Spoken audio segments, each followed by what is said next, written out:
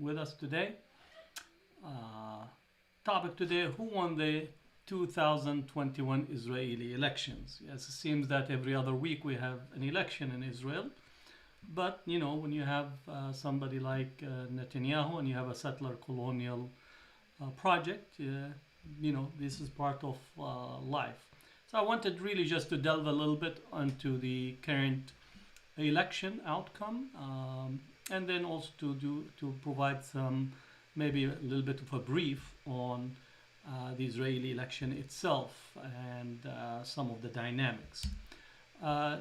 It says in Al Jazeera today, there was the final Israeli election results confirm deadlock, meaning that really there was no resolution to the current dynamics in Israel. It's a parliamentary system where many parties contest the elections, and in this sense, it's still a deadlock. This is the fourth election in the past 2 years in Israel to try to arrive at a coalition government that would govern over Israel, but also continued its domination, settler expansion, and support for settlement in the West Bank, and derail any possibility for ending the ongoing occupation of Palestine. One has to say that this is unique that this election period did not witness another massive attack on Gaza or a massive attack on the Palestinians as a way to try to get whoever is running, the prime minister who had been running, to try to get his stocks in among the electorate in Israel to be at a higher level.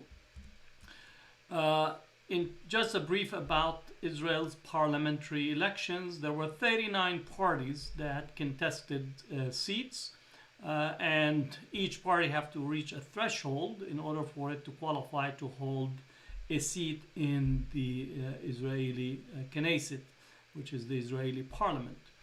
And in here, the 39 parties that were contestant has also two Arab parties that participated. One is Arab and one is more of an Islamist party that participated in the election.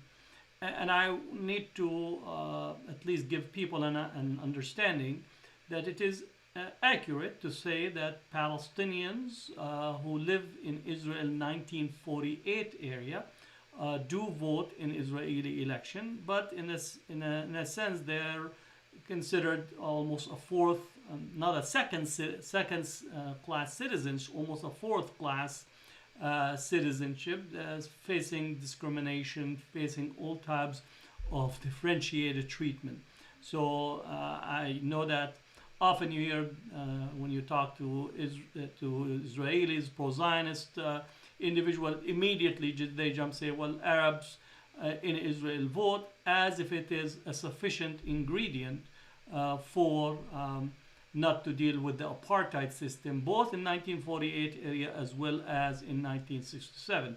So for those who are really waiting on trying to get an idea that the Arabs vote in the Israeli election, I say, yes, you got that point, and you get extra plus points if it's a multiple choice test. But this is not a multiple choice test. Apartheid and discrimination does not have a multiple choice test. But if that's what you're looking for, you got it.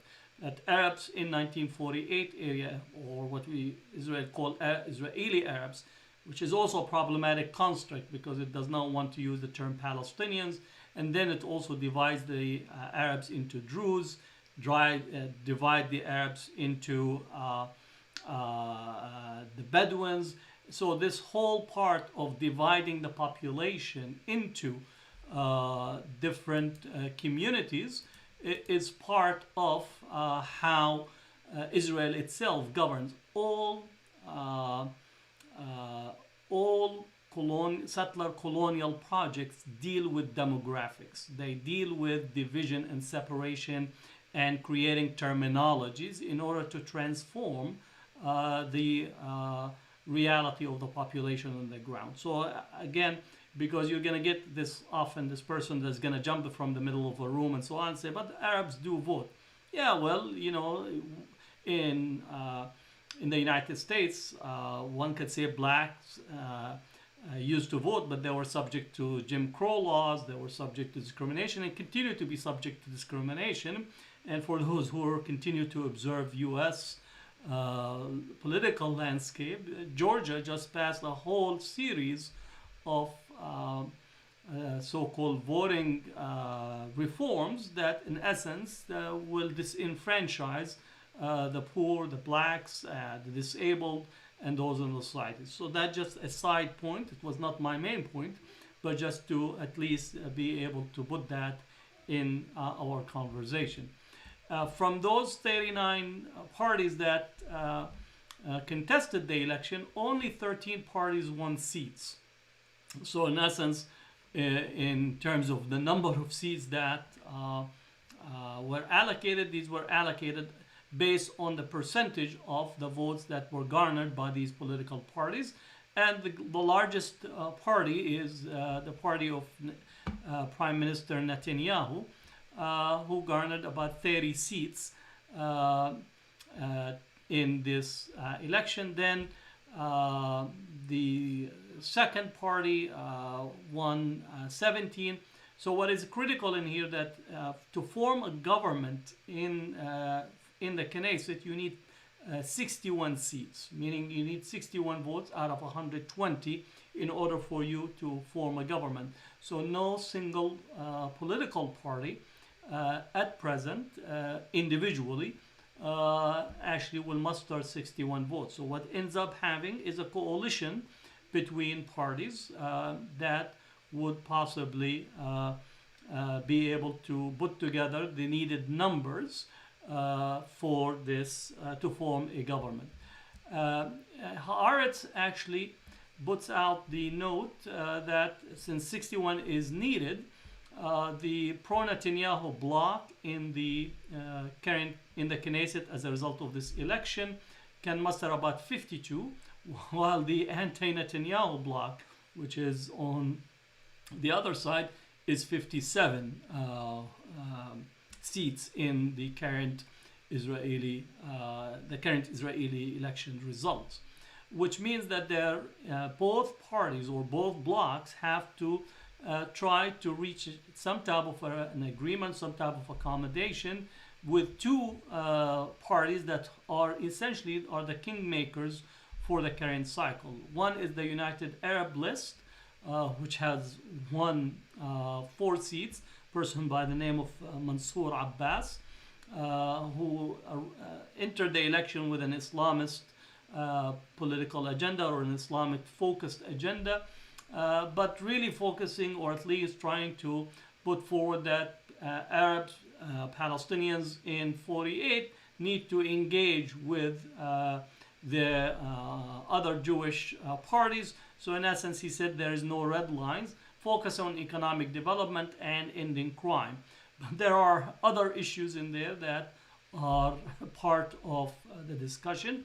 And then the second is the second party that is led by Bennett Naftali, who also have 7 seats. So it depends.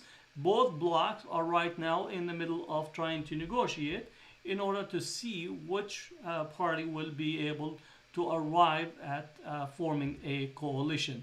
So this is Mansour Abbas, the Islamist leader, who could be Israel kingmaker, because this would be the first time that an Arab political party joining a decisively Zionist political government that itself would raise many different issues in the political landscape.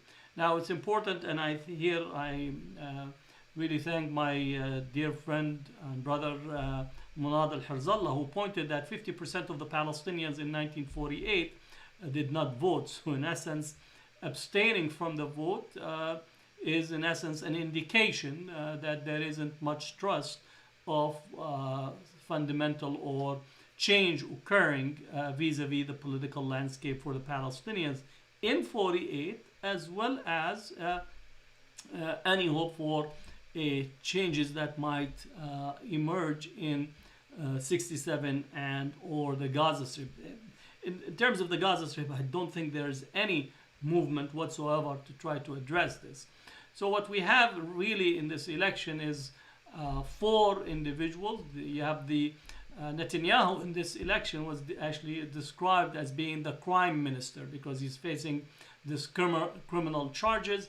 The other party is the rightward, which is Naftali, which is the shift to the right, and this also includes one of the political parties, religious Zionism, a party that is it's a religious Zionist party that has won 6 seats and possibly would garner maybe 7 in this after all of the votes are counted. This is a party that really is a Kahanist, meaning it comes from Mer Kahana political movement. It's an extremist group that was outlawed in Israel, outlawed in the United States, outlawed in many Western countries, and it's been able to actually enter into this election and winning seats in partnership with another group. It's a Jewish Power Party. So these are from the America Hana, who's at least has been open in his racism toward the Palestinians, never missed an opportunity to express his racism discrimination. And this is not to absolve the mainstream Zionists, whether Netanyahu or others, of their continued racism and discrimination toward Arab Palestinians and so on. But it seems that this is the political landscape. We could say that Israel continues to move to the right, reaching to the extreme fascist right, while the Labour, what we used to think of the Labour Party, which only garnered 7 seats, that's an indication that there's a reorientation of the political landscape in Israel, and a steady shift to the right did not begin only in the assassination of Rabin. It began much, much earlier in relations to Zionism and the various Zionist tendencies that developed within Israel. So at least we need to understand that this shift is, in essence, is being consolidated, and a move to the right has been a steady move within the political landscape in Israel, and I don't think there is any prospects for change coming out in this direction. What does this all mean? Again, meaning that the settlements and the settler communities have won.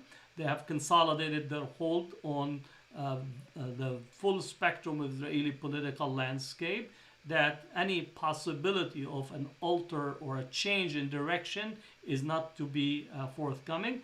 And if anyone that is putting hope on the United States or Biden, that he might be able to push forth the Israeli political leadership and political establishment away from its continued march toward the right and the fascistic right in particular, people need to really might have delusional understandings of what has been taking place and continues to take place in relations to Palestinians and what the Palestinians are needing at this point. I would say we will get more settlements, more home demolition, more protection, more violence toward the Palestinians, and protecting those who commit violence against the Palestinians, in expansion and continued to have a stranglehold on the Jordan Valley, a pushing forth with the completion or cementing of the annexation of the Golan Heights, as well as laying claim to vast areas of the West Bank, including most of Area C, as such. So again, the prospects of any change taking place in the Israeli political elite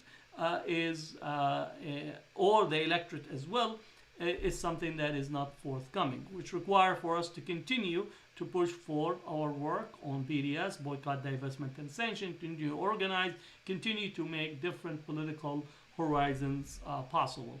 So if you woke up and you saw that the Israeli election is undecided, well, from the Palestinians, it's been decided long time ago, from the moment that dispossession has become the policy of Zionism, and its really commitment to emptying Palestine of its population. Way from Herzl all the way up to the present, the policy has not changed, even though the cast of characters might shift, the different party names might shift, is still at the core of it is an attempt to empty Palestine of its indigenous population and to make sure the Palestinians are not treated, don't have equality, don't have justice, and don't have right to their land, the resources, and so on.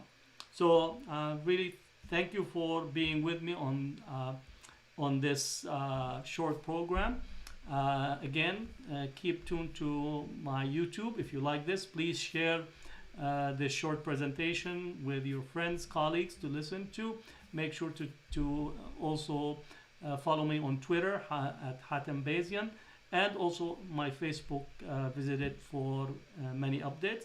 In the future, we'll actually create a phone number for you to call and engage directly, and that is something that is in the works. But thank you for being with me, and look forward to your continued engagement with the various segments that I put forth on issues and items of interest. Also, if you're interested in a topic that you want me to delve into, make sure to mention it on either on Facebook, Twitter, or on YouTube, and I'll be sure to see how to pick it up at a future episode. So thank you. Assalamu alaikum.